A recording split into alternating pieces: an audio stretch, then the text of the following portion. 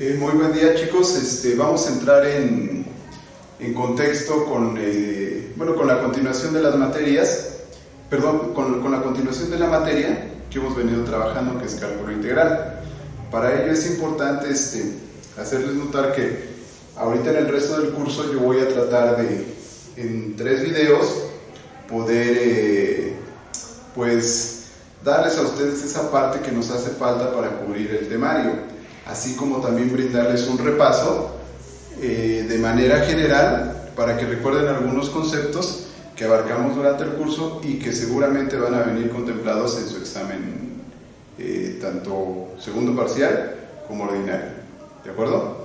Bien, ¿cuál va a ser el contexto? En este primer video lo que vamos a trabajar básicamente es recordar algunos conceptos de la unidad 1 y 2. La unidad 1, llamada teorema fundamental del cálculo, donde, si recuerdan, pues vimos los conceptos inherentes a la integral y por qué se le llama integral y qué elementos sustentan el hecho de poder aplicarla en diferentes áreas de matemáticas. En la unidad 2 nosotros trabajamos ya la integración directa. ¿Qué quiere decir? Que aprendimos a utilizar el formulario de integrales directas y entonces ahora sí realizamos un proceso de integración para encontrar la primitiva de una función. Entonces, vamos a empezar bien. En la unidad 1, en el teorema fundamental del cálculo, nosotros revisamos un concepto muy importante, que era la definición de integral. La definición de integral. O cómo llegamos a este concepto de integral. Si ustedes recuerdan, el primer paso que seguimos nosotros fue utilizar las sumas de Riemann como el concepto que me va a sustentar básicamente la comprobación o la equivalencia de una integral. Bien, ¿cuál fue el primer paso que nosotros hicimos? Con sumas de Riemann, recuerden que nosotros enfocamos este concepto a la obtención de áreas debajo de una curva. Recuerden que esta curva estaba denotada por una función cualquiera, de una variable. Entonces, cuando nosotros empezamos a indagar este contexto de obtener esta área bajo la curva, que de hecho es la principal aplicación de las integrales, hicimos el procedimiento para calcular esta área a través de la segmentación de este trozo en el cual yo quería calcular precisamente ese dato. ¿Cómo hicimos esa segmentación? Pues a través de rectángulos. A través de rectángulos inscritos dentro de esa área. Y cuando calculábamos el área de cada uno de los rectángulos y al final sumábamos, obteníamos un aproximado del área total.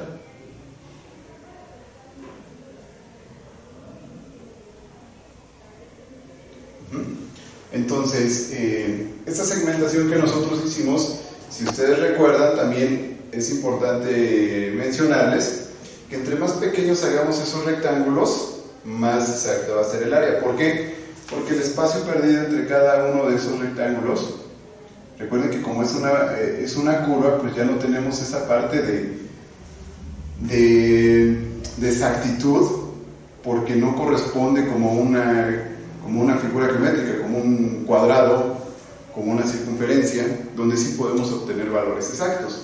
Entonces aquí la base era principalmente aproximar lo más que se puede ese resultado, y habíamos deducido que entre más pequeños esos rectángulos, nosotros podíamos aproximar el área con mayor exactitud dentro de esa parte, ¿sale? Entonces, eso como tip para recordar la primera parte, que fue el teorema fundamental del cálculo. ¿Y qué dedujimos de esto? Que esta parte, al considerar este segmento en un intervalo AB, habíamos dicho nosotros que era el equivalente a la integral. ¿Por qué? Si mal no recuerdo, Haciendo referencia a ese concepto, vamos a retomar rápidamente el porqué para que podamos seguir adelante. ¿Cuál fue el fundamento? Recuerden que nosotros, cuando queremos calcular esa área, pues ese segmento de área debajo de una función, tenemos un intervalo A, un intervalo E. ¿Sale? Entonces, si yo empiezo a segmentar en rectángulos, recuerden que la altura de cada rectángulo yo lo obtengo como f de x, la sustitución de la variable x dentro de la función, y la base es lo que yo le voy a llamar incremento de x. Recuerden que para efectos el incremento de x es la diferencia de un límite superior menos un límite inferior, y entonces ese va a ser equivalente a la base del rectángulo. Entonces, si nosotros extraemos un rectángulo de esta parte, nosotros tenemos esta forma para obtener el la base va a ser equivalente al incremento de x, y la altura es la evaluación de la variable independiente dentro de la función, y entonces nosotros ya tenemos dos elementos para poder trabajar el área de este rectángulo. Si hacemos eso infinitas veces, entonces esa área se va a aproximar, porque vamos a sumar todos los rectángulos que nosotros podamos considerar. Y eso, recuerden, está expresado como una sumatoria. Por eso la sumatoria nosotros decíamos que es un límite. ¿Por qué? Porque este incremento de x, recuerden que al hacerse más pequeñita la base, va tendiendo a qué valor? A 0. Por eso se denota de esta forma. Y al indicarlo como una sumatoria de todas las áreas de los rectángulos, donde el área de cada rectángulo se obtiene como f de x y por el incremento de x, entonces nosotros vamos a obtener un área aproximada, muy aproximada, podremos decir exacta, pero sería un término pues realmente, ¿cómo les podría decir? No es exacto, decimos que tiende a esa exactitud, o es lo más exacto que se puede obtener un dato cuando nosotros lo aplicamos bajo el contexto del límite. Entonces, ya teniendo esta parte, recuerden que nosotros hicimos la analogía, que la integral es precisamente, cuando tú encuentras la primitiva de una función, es precisamente esa equivalencia, y que este símbolo no era por gusto, ese símbolo indica la sumatoria, básicamente es la simplificación de este límite en una fórmula, y esto nos da como origen a nosotros lo que es la integral. Y de aquí habíamos distinguido dos tipos: la integral indefinida y la integral definida. Con la indefinida, que habíamos dicho que no tiene límites de integración. No tiene límites de integración.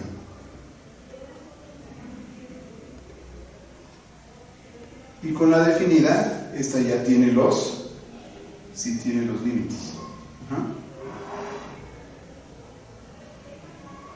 Esa es la pequeña gran diferencia entre una y otra. Representada de esta forma, pues estamos hablando de una integral definida. ¿Por qué? Pues porque nosotros tenemos ya los dos límites que contempla, es el intervalo AB. ¿Sale? Entonces, bien, eso fue parte de lo que abarcamos en la primera unidad. Es para recordar esos conceptos y que ustedes entiendan que, si bien esta parte es un poquito teórica, es para entender el énfasis, para entender básicamente qué voy a trabajar durante todas las demás unidades. ¿De acuerdo? Bien, ahora, pasando nosotros a la unidad 2, trabajamos lo que es la integración directa, ¿sí? Ya utilizamos el proceso para poder calcular integrales expresadas de esta forma, y hicimos énfasis y desglose en lo que es el formulario de integración.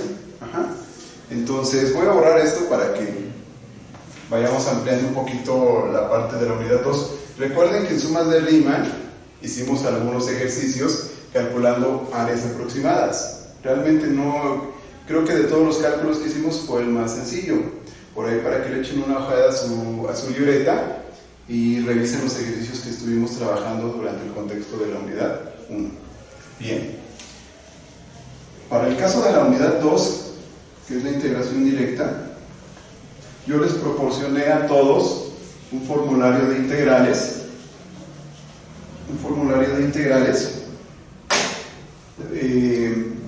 Que contemplaba básicamente las integrales, podríamos llamarle básicas, ¿sí?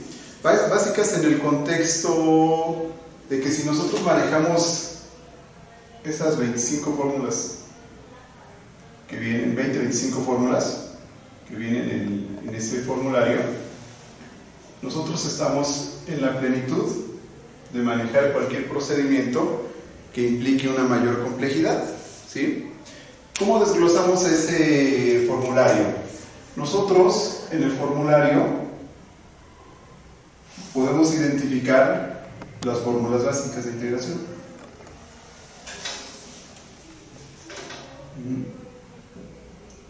¿Cuáles son las fórmulas básicas?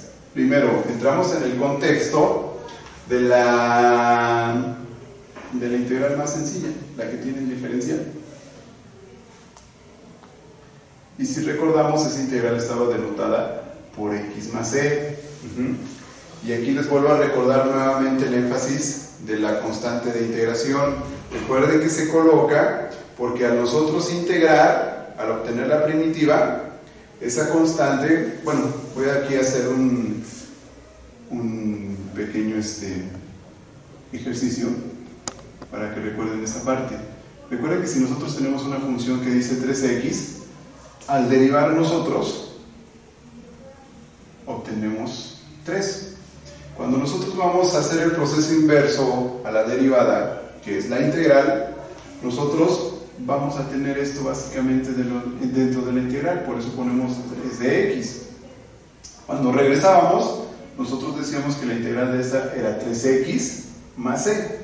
Y la cuestión del poner el más c, esta constante de integración, es porque ya sé que yo tengo esta función, pero recuerden que si yo pongo 3x más 5, tiene exactamente la misma derivada. Entonces esta constante de integración es para hacer alusión a todas las funciones, sin importar esta constante. Todas las curvas o todas las gráficas que estén relacionadas a esta función, pero que tengan un desplazamiento derivado de esa constante de integración. O sea, básicamente ese es el contexto del por qué ponemos el más c y del por qué aparecen todas las fórmulas del formulario. ¿Sale? Ahora, ¿qué vamos a trabajar? Les había dicho que tenemos las básicas. La básica es la del diferencial, y aquí mismo en si ustedes recuerdan, nosotros pusimos una constante y la integral le dice x más c. Pero recuerden aquí un dato bien importante. Yo les comenté aquí como tip que esa constante no la vamos a manejar dentro de la integral. Sé que en algunos casos nosotros ya podemos omitir ese paso y no hay tanto problema con ello.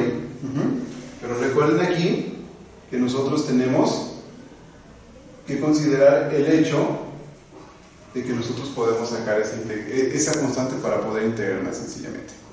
Pues bien, ya nada más para terminar ahorita esta parte de la unidad 2, recuerden que ese formulario tiene contempladas las fórmulas básicas, trigonométricas, exponenciales, ¿sí? Y por ahí algunos casos especiales de las funciones trigonométricas. Por ejemplo, ahorita el caso de la secante cuadrada, que es un caso especial que se trabaja de forma directa, y al final tenemos las integrales que implican raíz cuadrada. ¿Sale? Entonces, ese es a grandes rasgos el contexto que manejamos aquí entre la unidad 1 y 2. Para darle continuidad a esto, en el siguiente video yo les voy a mostrar rápidamente algunos tips de la integral directa, para que lo recuerden, y nos vamos a pasar a concluir básicamente con los temas que nos hacen falta para pues dar por bien terminado todo lo que contempla el temario. Bien. Entonces, chavos, pues los invito a que vean los siguientes videos para que puedan dar ese repaso y lo tengan como guía ahorita para presentar su examen parcial y ordinario.